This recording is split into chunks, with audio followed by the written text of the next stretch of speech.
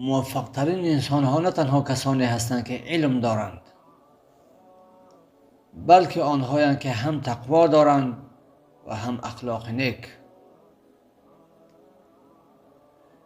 امروز ما بسیار انسان ها را میبینیم از دین سخن میگویند، نماز میخوانند، قرآن تلاوت میکنند، مردم را به راه حق دعوت میکنند، اما اخلاقشان سخت و مناسبتشان ناهموار است.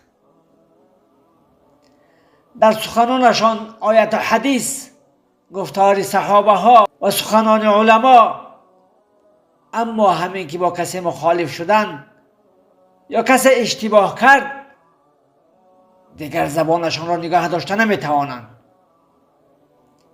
از تحقیر، از بدگویی، از رنجانیدن دیگران، حتی زنان، دختران و خواهران مردم در امان نمیمانند، در حالی که خودی همین انسان دیگران را به دین دعوت میکرد. پس علمی که انسان را اصلاح نکند چه فایده دارد؟ علمی که اخلاق انسان را زیبا نسازد چه ارزش دارد؟